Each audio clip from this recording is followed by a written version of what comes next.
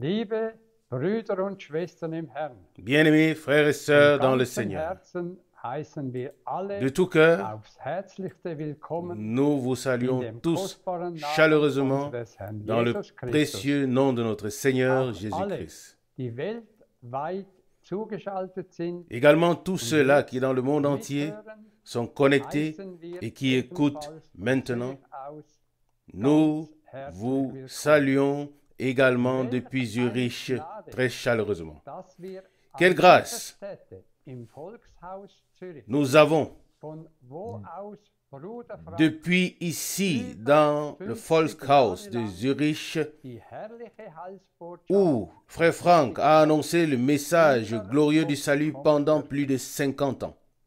Wer hätte Qui aurait pensé en 1933, il y a plus de 90 ans, que le retour du Seigneur se ferait attendre si longtemps, depuis que Dieu a donné à Frère Branham le mandat d'apporter un message qui précédera sa deuxième venue.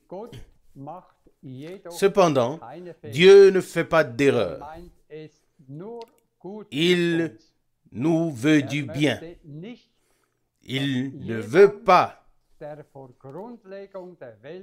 oui, que quelqu'un qui a été destiné avant la fondation du monde pour être sa propriété, il ne veut pas que cette personne se perde.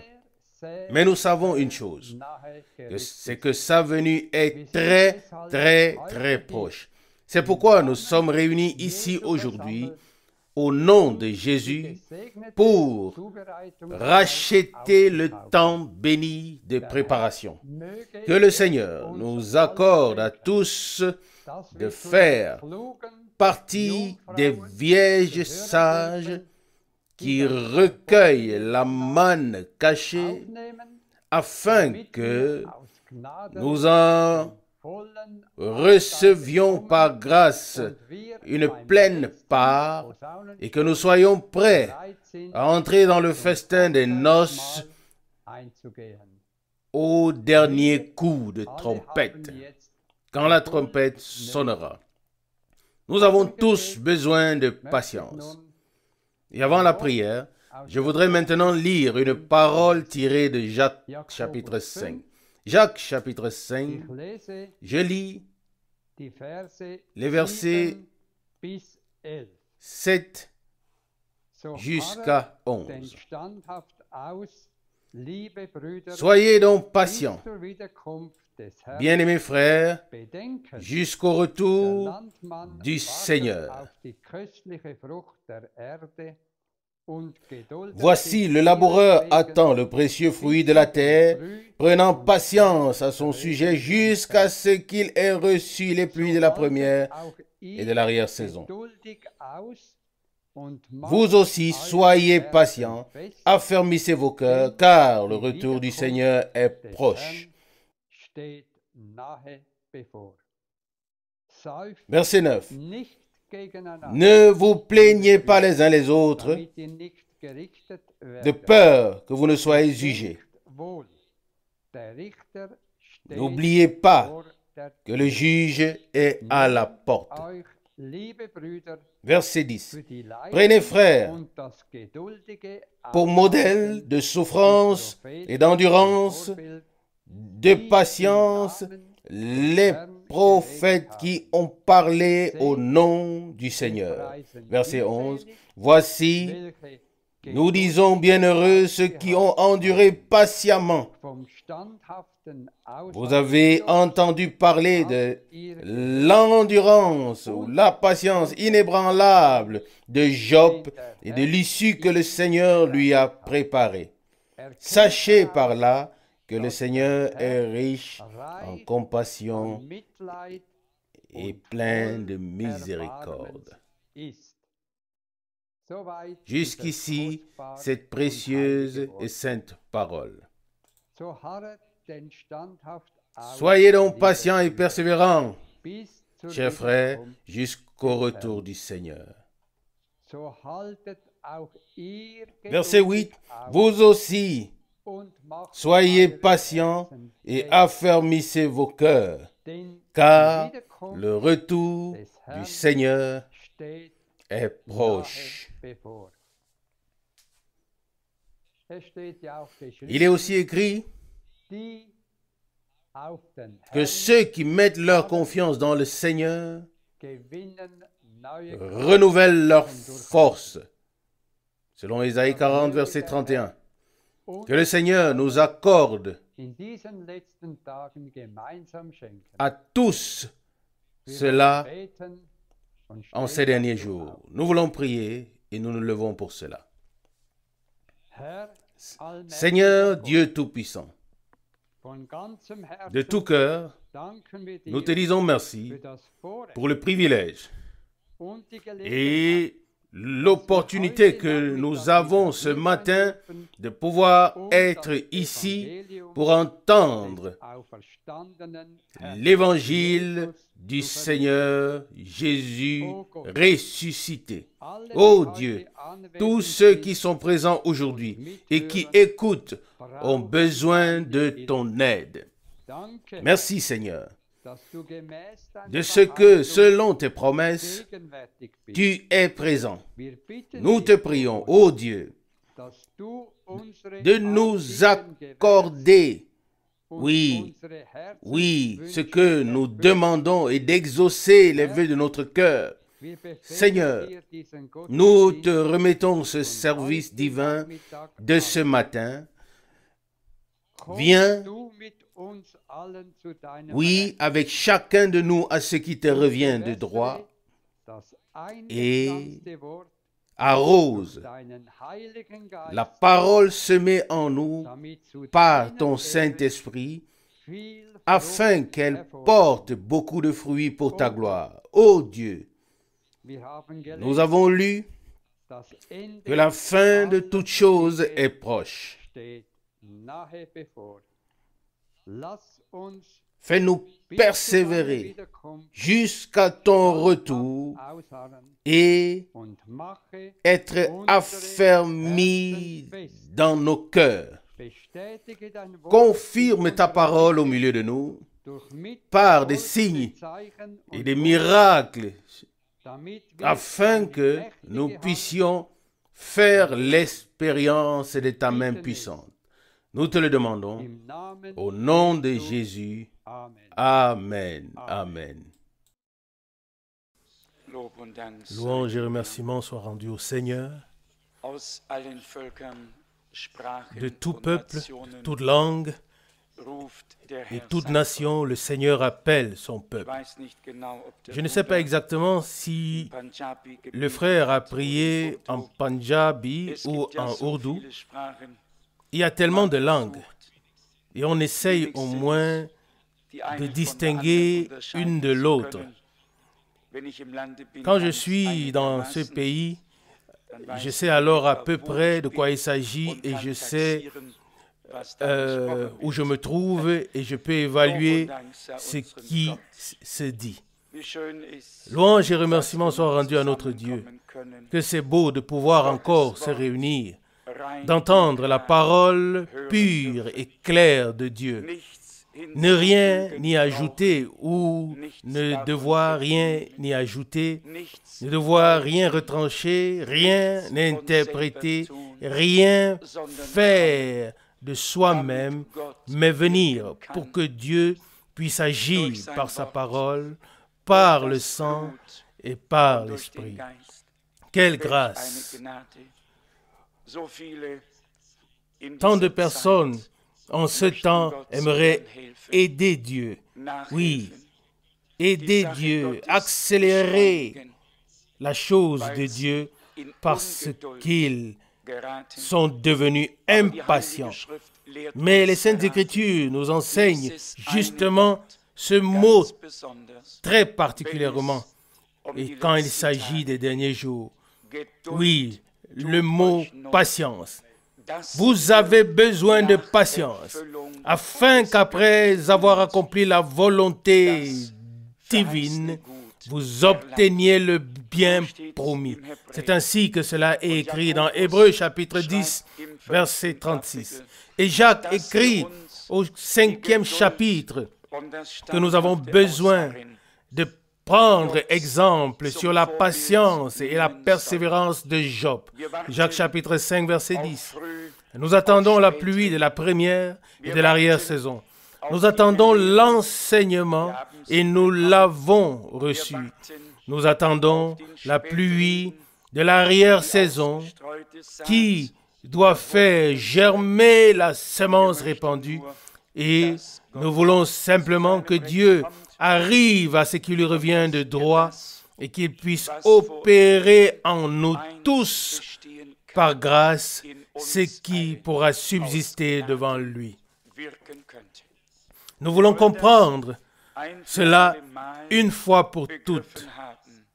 Comprendre qu'aucun homme ne peut subsister devant Dieu avec ses propres œuvres.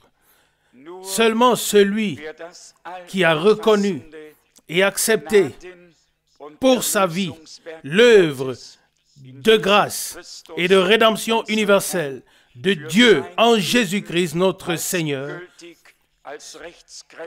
et l'accepter, ce qu'il a accepté comme valable et comme ayant force de loi, celui-là aura la chance de subsister devant le Seigneur. Que le Seigneur puisse nous rendre silencieux, même en cette heure matinale, comme nous l'avons chanté et comme il est écrit dans Ésaïe au chapitre 30 au verset 15. Ésaïe 30, verset 15. Car ainsi a parlé Dieu le Seigneur, le Saint d'Israël. C'est en vous repentant et en vous tenant tranquille que vous serez sauvés. C'est dans le silence et la confiance que réside votre force. Amen. Jusqu'ici, cette précieuse et sainte parole. Ensuite, il est écrit ici au verset 15, mais, la suite du verset 15, mais vous n'avez pas voulu. Et cela ne doit pas s'appliquer à nous. C'est pourquoi je n'ai pas voulu lire la fin de ce verset. Je crois que nous sommes ici parce que nous voulons. Oui, nous voulons, Seigneur, tu le sais. Nous voulons marcher seulement selon ton esprit. Et nous savons que la conduite de l'Esprit de Dieu sera toujours dans les limites de la parole de Dieu. Et il y a tant de déclarations pieuses. Oui, j'en ai entendu une il y a quelques jours. Une sœur très précieuse disait au téléphone, « J'ai lu tant de prédications qui ont été traduites, mais à partir de maintenant, je ne veux plus que suivre la conduite de l'Esprit. » Et naturellement, j'ai demandé à la sœur, « Que veux-tu dire par là? Ne l'as pas-tu fait jusqu'à présent, c'est-à-dire suivre la conduite de l'Esprit ?» Et elle a répondu, « Tout cela est trop pour moi.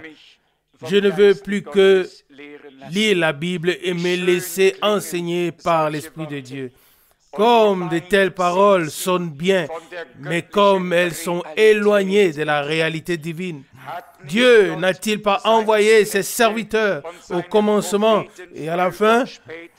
L'Esprit de Dieu ne les a pas éclairés, inspirés et parlé au travers eux. La conduite de l'Esprit ne nous fait pas passer à gauche ou à droite de ce que Dieu fait, mais la conduite de l'Esprit nous introduit dans ce que Dieu fait. Il n'y a rien de pire que de voir des gens qui se trompent eux-mêmes avec des déclarations pieuses et des imaginations. Dieu a toujours eu des hommes dont il pouvait oindre les lèvres, qu'il pouvait éclairer, qu'il pouvait envoyer, qu'il pouvait utiliser pour révéler sa parole et faire connaître sa volonté. Vous savez très bien que nous ne pratiquons pas de culte d'hommes en ce lieu. Nous voulons en être aussi éloignés que l'Orient l'est de l'Occident. Mais nous disons une chose, ou nous disons ceci très clairement. Nous n'oserions pas passer à côté de ce que Dieu a promis pour nos jours et de ce qu'il a fait en ces jours et de ce qu'il continue à faire. De ce nombre, il y en a suffisamment, mais nous ne voulons pas juger qui que ce soit. Mais nous voulons avoir un équilibre et reconnaître le ministère d'un Paul, d'un Pierre, d'un Jacques, d'un Jean et de tous ceux qui ont été envoyés par Dieu. Et nous n'excluons pas Frère Branham, mais nous l'incluons. Il était un homme envoyé de Dieu, avec un message de Dieu qui était déjà contenu dans la parole de Dieu, mais qui était caché. Ce message a été révélé et communiqué au peuple de Dieu. Amen. Et nous n'en avons pas honte. Tout au contraire, nous en sommes très reconnaissants.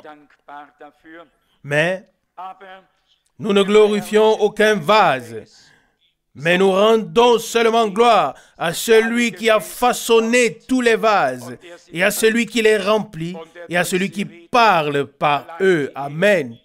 Que serait le plus beau vase s'il n'avait pas été utilisé, s'il était resté vide? Et un auteur de cantique chante: Maître sacré, nous ne sommes que des vases, mais des vases remplis de ta puissance. Dieu a des vases qu'il peut remplir, qu'il peut utiliser, qu'il peut bénir, qu'il peut utiliser pour la bénédiction. Alléluia. Dans la parole du prophète Jérémie que nous avons lue, il est si merveilleusement écrit, Jérémie 32, verset 18, deuxième partie. Toi, Dieu grand et fort, dont le nom est Seigneur des armées. Verset 19, grand en conseil et puissant en action. Toi, dont les yeux sont ouverts sur toutes les voies des enfants des hommes, pour rendre à chacun selon sa conduite et selon le fruit de ses actions. Verset 20. Tu as accompli des signes et des prodiges dans le pays d'Égypte et jusqu'à ce jour, tant en Israël que parmi les hommes. Et par cela, tu t'es fait un nom comme cela est clairement visible aujourd'hui. Bien-aimés, nous remarquons ici que Dieu n'a pas agi une seule fois, mais le prophète dit « jusqu'à ce jour ». Verset 20. Et cela me tient à cœur, que nous puissions dire en vérité « jusqu'à ce jour ». Amen. Que ce jour puisse être pour la gloire de Dieu, servir à la gloire de Dieu. Que ce jour puisse compter dans ta vie et dans la mienne pour l'éternité, jusqu'à ce jour. Que chaque jour soit un jour d'aujourd'hui où Dieu puisse faire de grandes choses dans la vie de son peuple. Verset 19, il reprend, « Grand en conseil et puissant en action, toi dont les yeux sont ouverts sur toutes les voies des enfants des hommes. » Oui, aujourd'hui aussi, en ce jour, Dieu nous regarde. Oui, il nous voit, il nous connaît, il sait comment nous voyons les choses. Devant lui, tout est dévoilé. tout est à découvert. D'un côté, nous pourrions en être effrayés, mais d'autre part, nous pouvons reprendre courage et savoir que Dieu prend soin de nous. Amen. Dieu se soucie de nous, car il a payé un prix très élevé en Jésus-Christ, notre Seigneur. Ce n'était pas le sang des animaux, mais le sang de l'agneau de Dieu qui a coulé.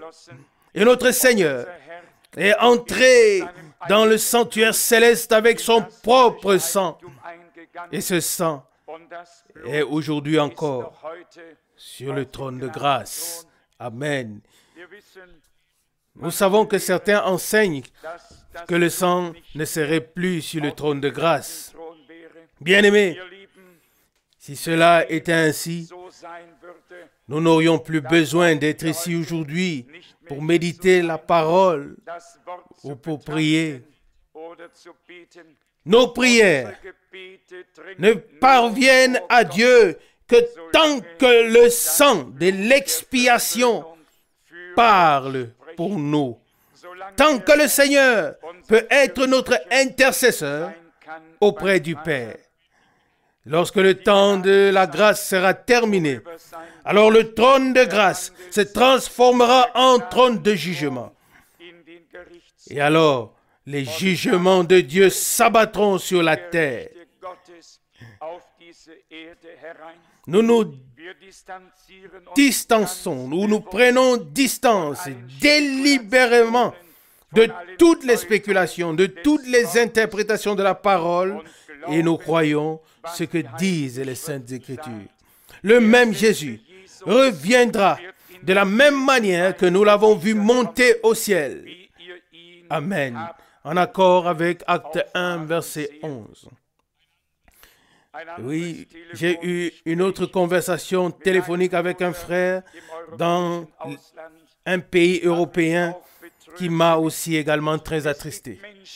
Vous savez, il y a des gens qui aiment les frères de tout leur cœur, intimement avec l'amour de Dieu.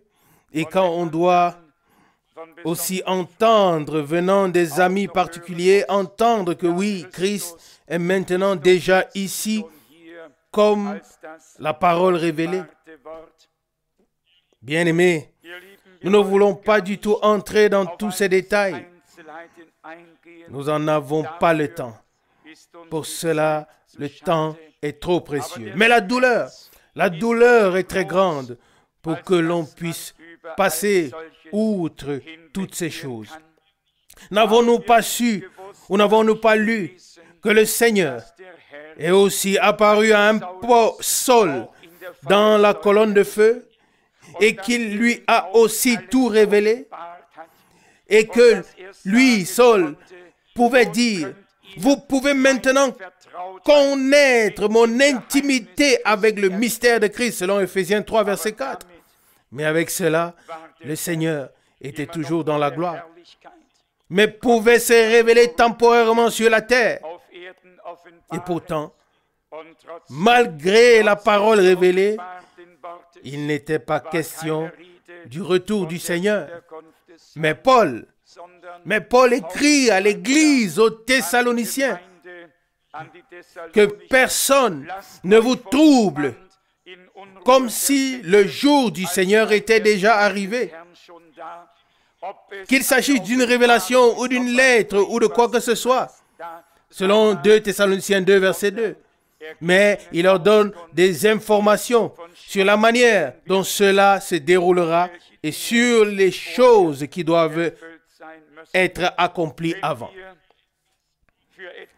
S'il y a une chose pour laquelle nous devons rendre grâce à Dieu, alors c'est premièrement qu'il nous a maintenus dans la clarté de l'esprit. Deuxièmement, parce qu'il nous a persévérés, qu'il nous a préservés dans sa grâce. Et troisièmement, parce qu'il nous a préservés dans sa parole.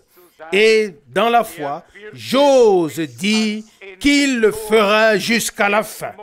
À la fin, il y aura une église épouse qui est dans sa parole et qui est la parole de Dieu et en qui la parole de Dieu est.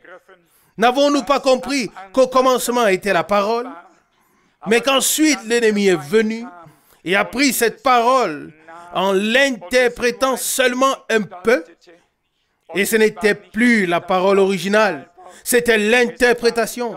Et dans cette interprétation, il y avait la mort. L'aiguillon de la mort y était. La transgression s'ensuivit, et avec elle, la mort spirituelle, puis même la mort corporelle et la séparation d'avec Dieu. Si toutes ces interprétations ne contenaient pas la mort spirituelle et la séparation d'avec Dieu, nous n'aurions pas besoin de perdre le temps dessus. Alors nous pourrions laisser chacun aller où il veut. Mais il faut bien prendre les Écritures au sérieux et considérer les voies de Dieu depuis le commencement. Et il y a une prédication que Frère Branham voulait de tout cœur donner, avec le titre « Les traces du serpent ». Et si nous remontons ensuite au Jardin d'Éden et regardons comment l'ennemi est venu se manifester dans le serpent et a pu avoir une belle conversation pour éloigner les premiers hommes de la parole de Dieu, premièrement Ève et ensuite Adam au travers d'Ève.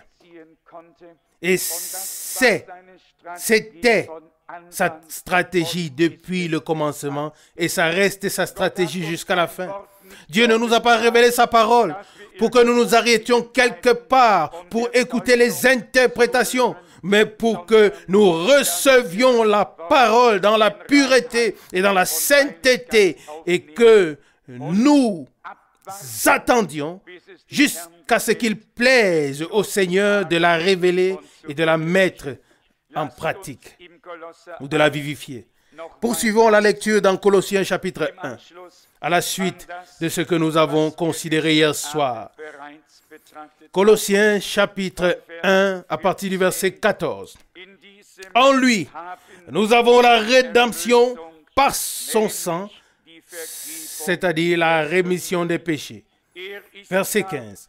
Il est en effet l'image du Dieu invisible, le premier-né de la création, de toute la création, car en lui ont été créées toutes choses qui sont dans le ciel et sur la terre, les visibles et les invisibles,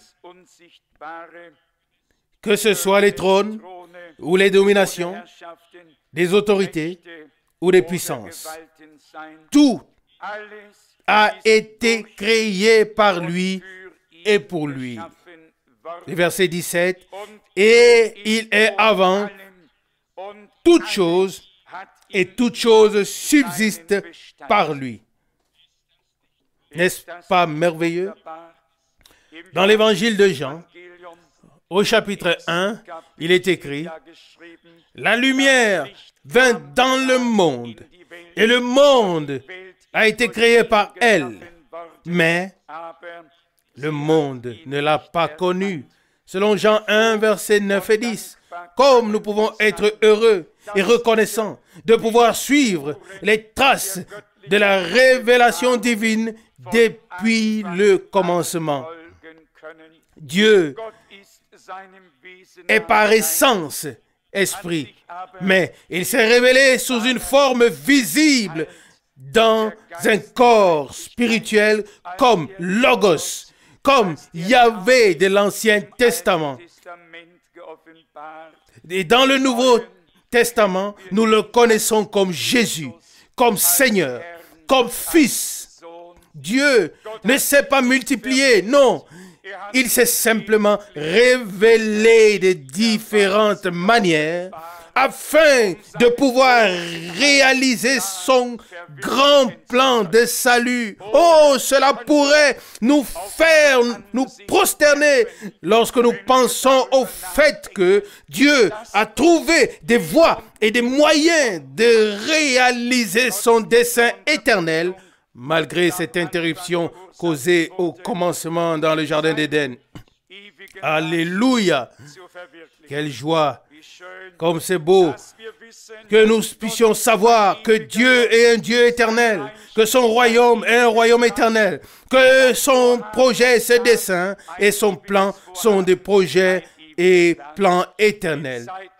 L'interruption temporelle ne peut tout de même pas remettre en question la sublimité de Dieu, et les défaillances humaines ne peuvent résister à les défaillances humaines peuvent-elles résister à la puissance de Dieu? Non, Dieu a tout prévu. Quelqu'un m'a demandé, oui, pourquoi fallait-il que tout cela se passe ainsi? Je n'aime pas du tout le mot pourquoi. J'aimerais qu'il n'existe même pas du tout, car qui peut répondre à cela? Frère Branham disait, en Dieu, il y avait différents attributs. Il y avait son amour qui devait se manifester. Il était sauveur, il était guérisseur, il était rédempteur. Mais tous ces attributs n'auraient pas pu être révélés si quelque chose n'avait pas été perdu. Et ainsi de suite. Vous connaissez tous ces détails. Dieu opère tout selon le dessein de sa volonté. Et nous ne pouvons que nous laisser introduire dans cette volonté divine et dans ce projet divin. Amen. Restez sobre et croire de tout cœur la parole de Dieu. Et pour que cela soit aussi dit une fois pour toutes, nous croyons que tout ce que frère Branham a dit a été tiré de la Bible et nous ramène à la Bible. Il n'y a pas deux choses. Il y a une seule chose, une seule cause de Dieu. Et j'étais très étonné de constater que des personnes qui se croient si spirituelles au-dessus de tout, que ces personnes doivent soudainement se surprendre à penser encore humainement. Il y a une déclaration de frère Branham où il parle de la moisson et il énumère des mois et demande: est-ce que la récolte ou la moisson se fait en janvier, en février, en mars, en avril, en mai, en juin et ainsi de suite, ou est-ce que la moisson se fait en juillet? Et là, des frères ont aussitôt sauté sur la chose de manière spirituelle et se sont précipités sur la chose et dit: vous voyez, le prophète a dit que cela sera en juillet, pas en janvier, pas en mars, pas en avril. Voilà, le prophète l'a dit. Oh. Alors là, le chapeau se relève, même si on n'a pas de chapeau. Les mots nous manquent alors.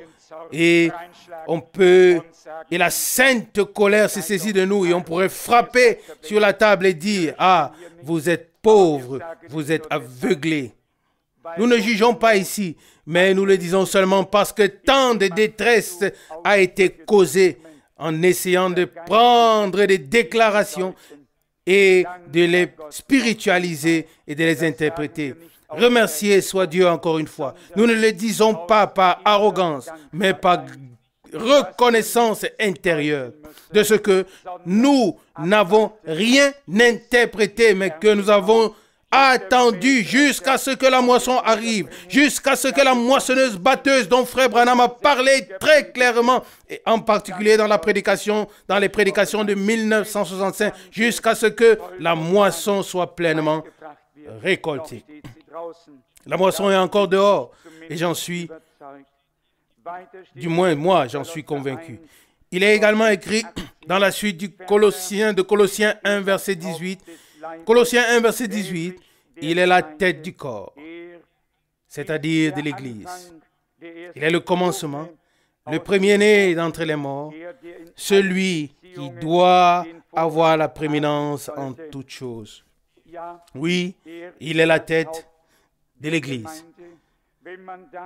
Si on lit dans 1 Corinthiens au chapitre 11, il est écrit, Dieu est la tête de Christ, Christ est la tête de l'Église, et cela continue. C'est dans 1 Corinthiens 11, verset 3. Mais la question est la suivante. Avons-nous donné au Seigneur sa place de chef? Devant un tel passage biblique, nous devrions presque nous lever et dire, Seigneur, t'avons-nous donné la première place comme chef de ton corps? T'avons-nous donné la première place comme époux de nos âmes? T'avons-nous donné la première place à toi qui nous a rachetés si cher? T'avons-nous reconnu comme chef? Est-ce toi qui nous diriges? Peux-tu disposer de nous, de tout ce que nous sommes, de tout ce que nous avons? Il reprend le verset 18. Il est la tête du corps, c'est-à-dire de l'Église. Bien-aimés, disons-le simplement, tranquillement. Tous ceux qui appartiennent réellement au corps de Christ et qui ont été baptisés par un esprit en ce corps pour faire partie de ce corps se soumettront à Christ comme la tête. Lui comme la tête. Et tous les autres suivront leur propre chemin. Alors, l'ordre biblique de l'Église sera également rétabli. Alors, nous verrons les ministres manifestés dans l'Église de Jésus-Christ lorsqu'il pourra disposer de chaque membre, lui en tant que le chef. Lorsque tous se soumettront à lui et formeront son corps, son Église, comme il le dit ici dans cette parole. Il devrait avoir la prééminence en toutes choses. Il devrait avoir la première place. Quand est-ce qu'il a la première place? En parole, parfois nous pouvons le dire, mais qu'en est-il dans la réalité? Et ensuite, dans la suite de Colossiens 1, il est dit au verset 19, car c'était le dessein de Dieu de faire habiter toute la plénitude en lui. Verset 20, et de réconcilier par lui toutes choses avec lui-même, tant ce qui est sur la terre que ce qui est dans les cieux, en faisant la paix par son sang versé sur la croix. Amen. C'est une pleine réconciliation qui a eu lieu par la croix de Golgotha. Cher cœur, que cela te soit dit par Dieu. Le temps est là. Le temps est venu où nous ne devons plus simplement entendre parler de toutes ces choses, mais où nous devons les croire et les expérimenter. Nous ne venons pas au service divin pour être informés sur les promesses de Dieu, mais nous venons au service divin pour que les promesses données puissent s'accomplir au travers de nous. Alléluia. Nous savons ce qui est contenu dans la parole de Dieu. Nous ne sommes pas des novices dans le royaume de Dieu.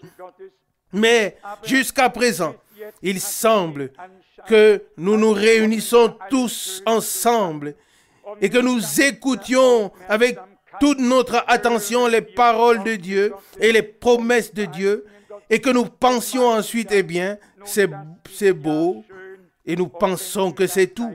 Non, non, ce n'est que la première partie. Mais la deuxième partie en fait aussi partie, à savoir que Dieu puisse accomplir à l'instant en toi et en moi la parole que nous écoutons. Amen. Ce n'est que là qu'elle aura accompli l'objectif pour lequel elle a été envoyée. Sinon, nous pouvons passer notre vie entière à écouter et ne pas entrer dans la possession de ce que Dieu nous a promis. Alors les perdus restent perdus et tout le reste demeure comme c'était avant. Mais si nous pouvons croire que nous venons au service divin, non pas pour écouter et réécouter et encore, car ça aussi, c'est important. Mais nous ne venons pas seulement pour écouter, mais pour faire l'expérience avec Dieu, expérimenter Dieu. Oui, alléluia. La foi vient de la prédication. Et que la foi puisse prendre Dieu par sa parole, à sa parole, et que nous ne partions pas les mains vides, mais que nous permettions à Dieu de confirmer sa parole et de ne pas repartir à vide, mais qu'elle accomplisse ce pourquoi elle a été envoyée. Au verset 21 de Colossiens 1, il est dit quelque chose de merveilleux. Colossiens 1, verset 21. Vous aussi qui étiez autrefois étrangers et ennemis dans vos mauvaises œuvres. Verset 22. Mais maintenant, il vous a réconciliés dans son corps de chair par sa mort pour vous présenter comme saints, irréprochables et irrépréhensibles devant lui, pourvu que vous soyez fermement établis et inébranlables dans la foi et que vous ne vous laissiez pas détourner de l'espérance de l'évangile que vous avez entendu, qui a été proclamé dans toute la création sous le ciel et dont moi, Paul, j'en suis devenu ministre. Bien-aimés, ici aussi des pensées précieuses sont exprimées. Notre Seigneur, en tant que Fils de Dieu, s'est manifesté dans un corps de chair. Il est venu dans un corps comme celui que nous portons. Il a été circoncis le 8e jour, selon la loi. Et il est devenu semblable à un homme. Il ne nous a pas regardés d'en haut pour nous condamner.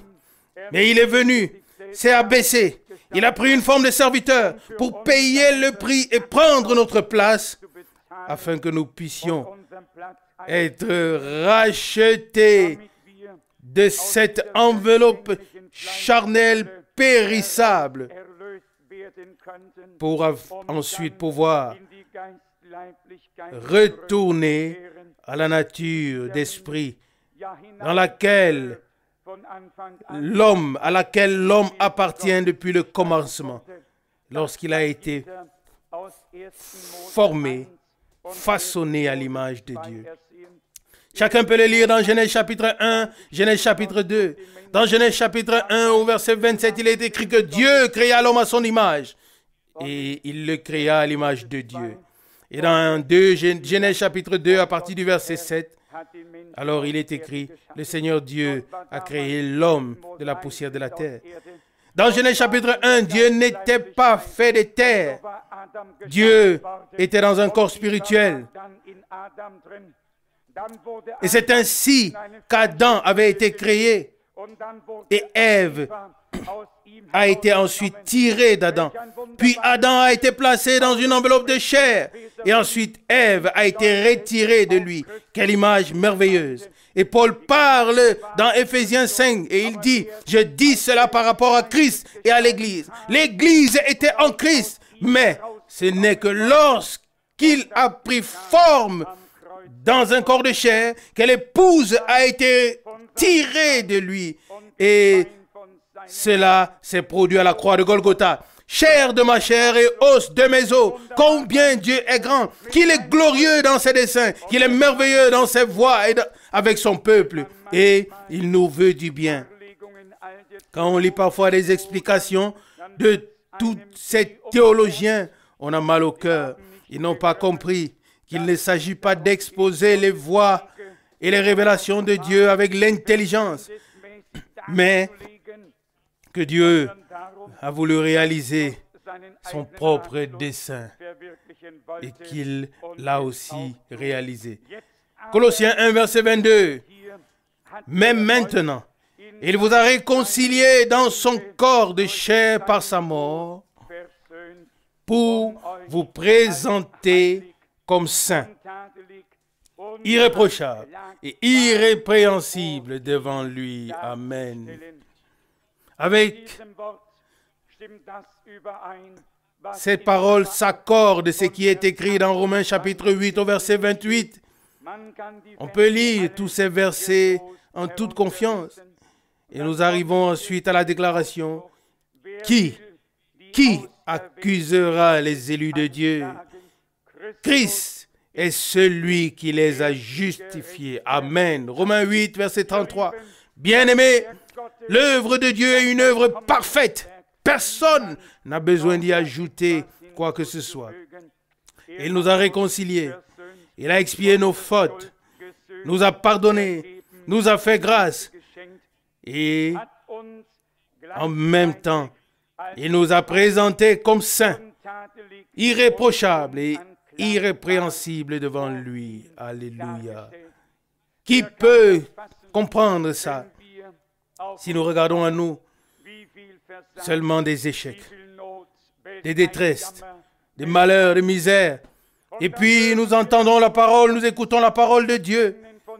Et il est dit, désormais nous ne connaissons plus personne selon la chair, mais nous connaissons selon l'esprit, selon 2 Corinthiens 5, verset 16. Nous ne regardons plus à ce que Satan a fait, à ce que les hommes, à ce que nous-mêmes nous pouvons faire, mais nous regardons à ce que Dieu a fait en Christ pour nous et en notre faveur. Amen. Et nous pouvons, par la foi, nous voir déjà dans la gloire, comme une troupe vêtue de blanc, comme des graciés, comme des élus, comme ceux que le Seigneur a destinés pour contempler sa face. L'important, c'est que ces paroles deviennent une réalité divine dans nos vies. Et la foi, comme nous le constatons, est sans cesse demandée. Et il est écrit au verset 23 de Colossiens chapitre 1, « Pourvu que vous soyez fermement établis et inébranlables dans la foi, et que vous ne vous laissez pas détourner de l'espérance de l'Évangile. » Alléluia. Amen. Ainsi, pas seulement une espérance qui pourrait reposer sur des pieds ou de fondements mobiles quelconques, dépendant de ceci ou de cela, mais indépendante, une espérance indépendante de tout. Dieu a majestueusement accompli l'œuvre de la rédemption et a achevé son Église. Et nous verrons la face du Seigneur. Nous avons une espérance légitime à laquelle nous nous accrochons par la foi. Oui, la foi qui est dans l'évangile de Jésus-Christ. Amen.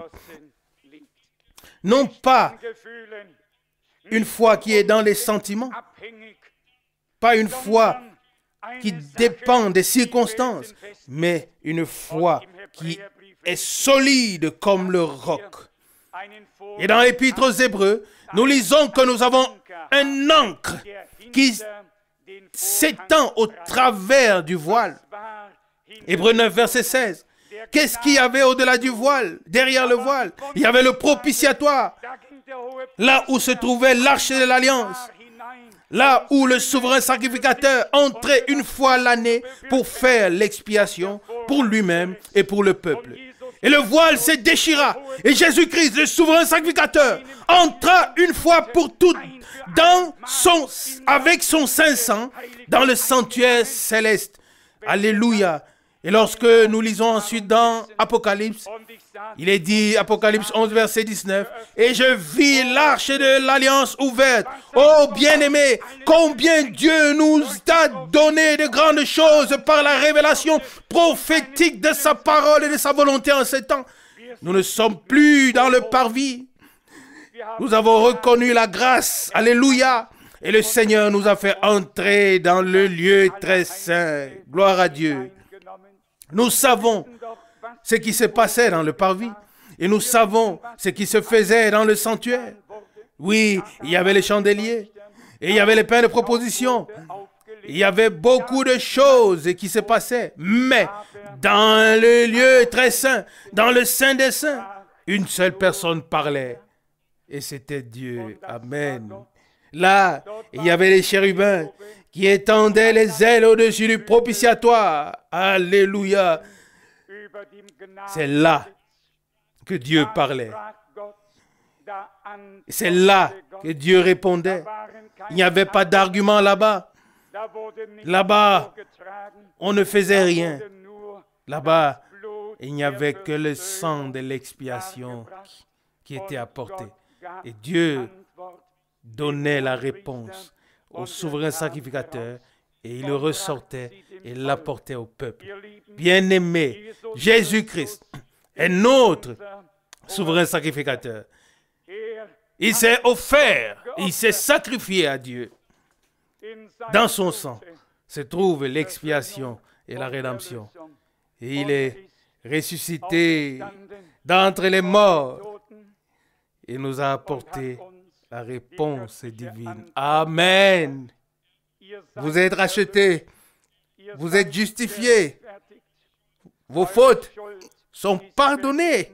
Mon sang a coulé pour vous. Vous êtes libres. Vous avez trouvé grâce.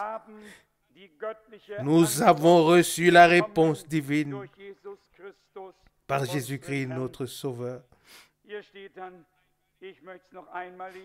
Ici dans Colossiens, il est écrit, j'aimerais le lire encore une fois, verset 22, pour vous présenter comme saint, irréprochable et irrépréhensible devant lui. Verset 23, pourvu que vous soyez fermement établis et inébranlables dans la foi et que vous ne vous laissiez pas détourner de l'espérance de l'évangile que vous avez entendu, qui a été proclamé dans toute la création sous le ciel, et dont moi, Paul, j'en suis devenu ministre. Nous savons, et nous l'avons déjà dit tout à l'heure, Dieu a envoyé ses serviteurs au commencement et à la fin. Et sur quoi se portait leur attention? À quoi étaient-ils occupés? Non, ils n'étaient pas occupés à leur programme personnel. Mais ils étaient établis dans le programme de Dieu, au cœur du programme de Dieu. Ils avaient eux-mêmes part à ce que Dieu faisait, ainsi que tous les autres qui ont entendu leur parole, c'est-à-dire la parole de Dieu sortie de leur bouche. Qui d'entre nous peut comprendre que les prophètes de l'Ancien Testament étaient déjà appelés fils de Dieu?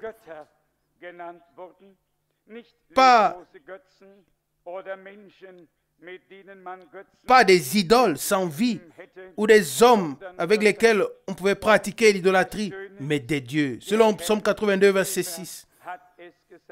Et ce qui est beau, c'est que le Seigneur lui-même l'a dit. C'est écrit, ainsi a parlé le Seigneur. Vous êtes des dieux. Qu'est-ce que c'était? Quelque chose de divin est entré dans leur vie. La parole de Dieu est entrée dans leur âme. Et ils ont été rendus divins. Amen. Ne prenez pas cette parole à la légère. Ils ont été rendus participants de la nature divine. Ils ont cru la parole qui leur a été adressée. Et c'est pourquoi le Seigneur a pu dire, vous êtes tous des dieux et des fils du Très-Haut. Déjà dans l'Ancien Testament, il a dit, Psaume 82, verset 6, « Oh, alléluia, gloire à Dieu, oh, très élevé. » Et nous voyons le pont entre l'Ancien et le Nouveau Testament. Et Jésus, dans Jean chapitre 10, se réfère à la parole de l'Ancien Testament et dit, « Comment pouvez-vous me condamner, moi qui ai dit que j'étais fils de Dieu? N'est-il pas écrit dans votre loi, j'ai dit, vous êtes des dieux ?» Selon Jean 10, versets 32 à 34. Cela ne se voyait pas sur leur visage. Nous savons ce qu'Hébreux 1, 11 dit de ces héros de la foi. Par combien de tribulations ils sont passés, par combien de moqueries, de railleries, de malentendus, d'accusations ont-ils dû affronter.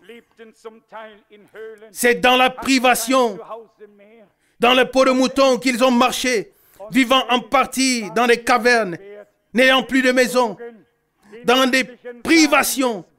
Et le monde n'était pas digne d'eux, car ils portaient la semence divine de la parole pour tous les enfants de Dieu qui devaient venir à la foi en Jésus-Christ notre Seigneur. Alléluia. Et puis nous voyons que certains ont été assassinés, tués, sciés et ainsi de suite. Extérieurement, leur condition divine n'était pas visible ou perceptible, mais intérieurement, ils portaient la parole de Dieu dans leur cœur. Et c'est pourquoi ils étaient devenus participants de la nature divine. Alléluia. Gloire à notre Dieu. Chers cœurs, les plus grandes et les plus précieuses promesses nous ont été données afin que nous puissions devenir participants de la nature divine. Selon 2 Pierre chapitre 1, c'est ce qui est écrit dans la parole de Dieu, dans 2 Pierre chapitre 1. Les promesses ne nous ont pas été données pour que nous les interprétions, pour que nous en parlions, jusqu'à ce que nous les ayons tous brisées, jusqu'à ce que nous ne puissions plus les croire. Mais elles nous ont été données pour que nous puissions avoir part, devenir participants à la nature divine. Qu'est-ce que c'était? Pourquoi les prophètes ont-ils été rendus participants de la nature divine? Parce qu'ils ont fait passer les promesses de Dieu sur leurs lèvres et qu'ils ont cru dans leur cœur. Nous écoutons la parole de Dieu. Nous avons part à tout ce que Dieu a jamais dit. Nous le recevons en nous et nous sommes rendus participants de la nature divine parce que nous avons cru les promesses par la foi. Et pas seulement cela, nous devons vivre leur réalisation. Nous le voyons à maintes reprises. Siméon avait reçu la promesse qu'avant sa mort, il verrait le Messie. Selon Luc 2, verset 26. Et lorsque le temps fut accompli, il fut conduit par l'Esprit dans le temple. Et là, prenant dans ses mains le résultat de la promesse divine, il dit, « Seigneur, maintenant, laisse ton serviteur aller en paix, car mes yeux ont vu le salut de Dieu. » Luc 2, verset 29. Qu'est-ce qui est écrit de Marie? Heureuse celle qui a cru, parce qu'il lui sera fait selon sa foi. Selon Luc 1, verset 45. Vous connaissez tous l'histoire qui s'est déroulée. Premièrement, il y avait la parole de la promesse. Amen. Et ensuite, il y avait quelqu'un à qui la parole de la promesse fut adressée. Et ensuite, la parole devint chair et Christ est né. Bien-aimés, premièrement, les promesses de Dieu existent en tant que parole. Premièrement, en tant que parole de promesse. Et ensuite, Dieu cherche des personnes en qui il peut mettre cette parole de promesse. Amen. Et dans la mesure où nous faisons partie de ceux en qui la parole de la promesse divine pour ces jours peut être déposée, alors nous ferons partie de ceux en qui la parole de Dieu pour ce temps deviendra une réalité divine. Alléluia! Gloire à notre Dieu. Telles sont les voies de Dieu jusqu'aujourd'hui. Et à la fin, pour qu'il arrive à ce qui était au commencement. Seigneur, nous te remercions pour ce que tu as fait pour Israël et pour nous jusqu'à ce jour. Amen. Pour l'accorder au Nouveau Testament, Seigneur, nous te remercions pour ce que tu as fait à Golgotha, pour ce que tu as fait dans le christianisme primitif et à travers les presque 2000 dernières années. Nous te remercions pour tout ce que tu as fait dans notre génération, mais nous te remercions aussi pour ce que tu as fait pour nous, parmi nous et en nous, jusqu'aujourd'hui. Alléluia.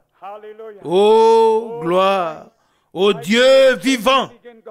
Imaginez-vous ce qui devrait se passer en nous si nous devrions faire passer Dieu, si nous devrions placer Dieu dans le passé et que nous devrions rester les mains vides dans le temps dans lequel nous vivons. Non. Notre Dieu n'est pas ainsi. Et il fortifie notre foi en nous montrant et en nous faisant connaître toutes les choses qu'il a fait dans le passé. Si nous considérons le peuple d'Israël, premièrement, c'était une promesse, n'est-ce pas? Premièrement, une promesse que Dieu a donnée à Abraham. Après 400 ans, je ferai sortir tes descendants du pays où ils seront opprimés. Selon Genèse chapitre 15, verset 13. Premièrement, il s'agissait d'une parole de promesse divine. Mais les années sont passées, mais pas la parole. La parole demeure éternellement. Alléluia! Gloire à Dieu. Amen. Et quand l'heure de Dieu a sonné, un prophète apparut. C'était la voix de Dieu. Un prophète apparut avec la parole de la promesse divine pour le peuple d'Israël en ce temps-là. Et voilà le grand miracle. Des grands miracles et signes se produisaient. Des hommes ont reçu la parole de la promesse divine et elle est devenue une réalité dans leur vie. Alléluia! Gloire à Dieu. Bien-aimés, est-ce que c'est différent aujourd'hui? Aujourd'hui, c'est la même chose. Et il y avait des promesses dans la parole de Dieu pour ces derniers jours. Et Dieu a placé toutes ces paroles de promesses sur le chandelier. Maintenant, il rassemble les hommes. Rassemble-moi mon peuple avec lequel j'ai fait alliance par le sacrifice. Selon Psaume 50, verset 5. Afin qu'ils entendent toutes mes paroles. Alléluia, gloire à Dieu. Ils prendront à cœur mes promesses. Ils les croiront. Et ils verront si je les accomplis ou non. Et nous disons, Seigneur, vrai et éternel, tu tiendras et accompliras toute parole et toute promesse. Alléluia. Ça nous rend joyeux dans toute tribulation, dans toute détresse, dans toute souffrance. Oh, quand je médite sur Dieu, sur son programme, sur sa parole, sur ses voies, sur tout ce qu'il fait, alors je me réjouis dans mon cœur. Alléluia. Et mon esprit exulte en Dieu, mon Sauveur, qui nous a regardés en grâce et qui a oint les yeux pour sa parole, pour son action, pour ses promesses en ce jour. Le Dieu de Moïse est notre Dieu. Le Dieu des apôtres et des prophètes est notre Dieu, car il y a un seul Dieu. Et c'est en lui que nous voulons mettre notre confiance, nous accrocher à l'espérance jusqu'à la fin, en marchant au même pas avec lui. Ne pas le précéder et ne pas être en arrière, mais aller avec lui dans tout ce qu'il fait. Et le Seigneur sera avec nous. Avez-vous été fortifiés? Oh, sa parole! Oh, sa parole a sa puissance en elle. Elle a la vie en elle. Alléluia. Gloire à notre Dieu.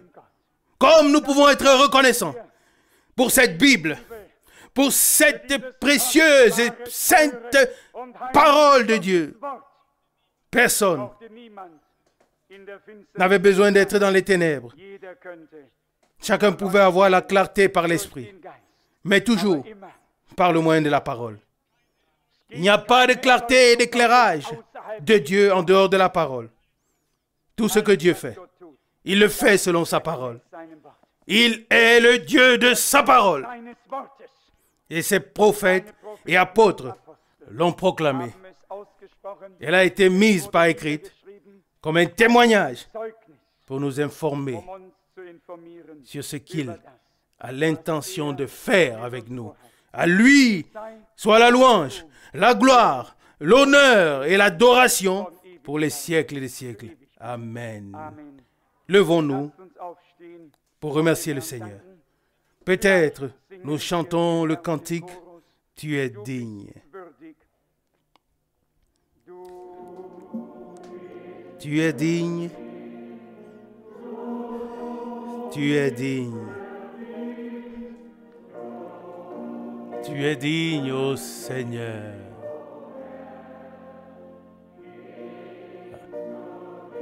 Tu es digne de recevoir la louange et l'honneur, la gloire et l'adoration.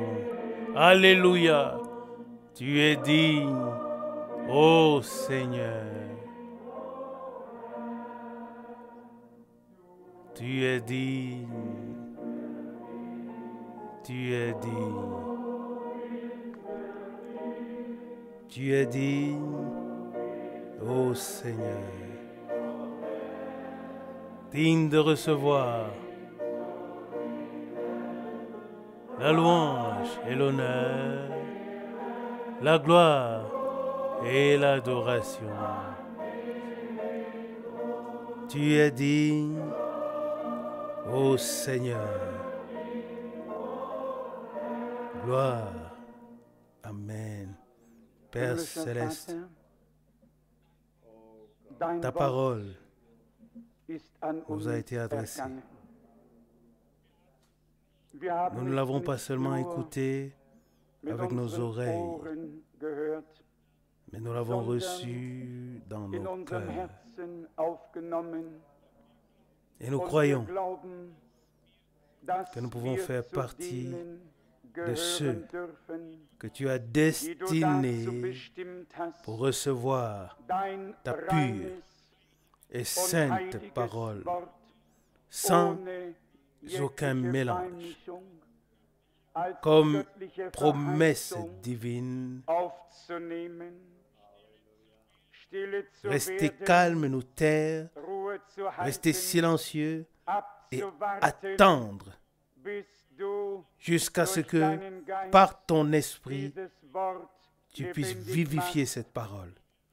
Fidèle Seigneur, comme Marie ne pouvait rien ajouter, elle était silencieuse dans ta présence. Elle écoutait la parole de la promesse et elle croyait. Et l'Esprit de Dieu est venu sur elle et quelque chose a été créé en elle. Ah, Seigneur fidèle, fais de nous de telles personnes.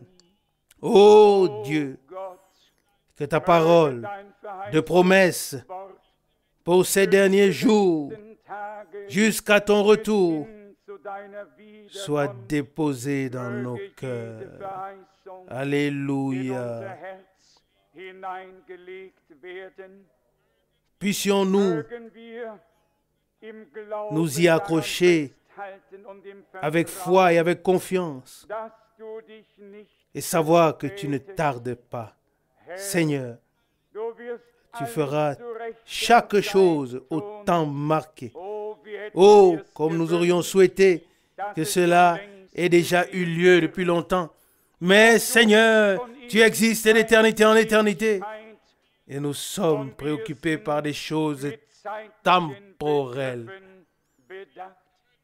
Comment pouvons-nous te comprendre, toi et ton plan éternel?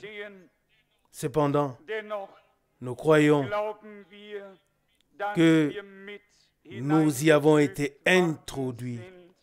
Bien-aimé Seigneur, ce n'est pas seulement une impression, pas seulement un vœu pieux, pas seulement un rêve, mais c'est une réalité divine. Alléluia! Gloire, honneur et adoration à toi, Dieu Tout-Puissant. Tu as fait de grandes choses dans le passé et tu fais de grandes choses jusqu'à aujourd'hui, en ce jour et en ce jour ici. Maintenant, en cette heure, nous sommes dans ta présence. Ton Esprit Saint agit au milieu de nous pour rendre ta parole vivante et pour opérer la foi et pour la confirmer. À toi soit la louange et l'honneur, la gloire et l'adoration. Tu nous as saisis au plus profond de nous-mêmes. Tu nous as saisis dans nos âmes. Nous te remercions pour cela et nous louons et glorifions ton nom merveilleux et glorieux. Bien-aimé Seigneur, s'il y a encore des frères et des sœurs et des amis parmi nous, et peu importe ailleurs dans le pays et dans les différents pays, Seigneur, nous te prions pour la grâce et le privilège de pouvoir présenter ta parole et tes promesses pour ces jours à ton peuple en ton nom saint et merveilleux. Seigneur, tu nous as bénis. Ne laisse personne en dehors de cette bénédiction. Que personne ne réfléchisse sur ta parole avec intelligence, mais qu'il croit de tout cœur, afin d'avoir accès à toi. Alléluia. Car celui qui veut s'approcher de toi doit croire que tu es là, que tu es présent et que tu parles. Alléluia. Et parce que tu nous as parlé, nous pouvons aussi te parler. Seigneur, tes paroles sont esprit et vie. Rassemble ton corps. Prends la première place, toi la tête, et sois le premier. Alléluia. Amen. Oh, wie köstlich ist zu wissen, Jesus Christus, ist mein, der den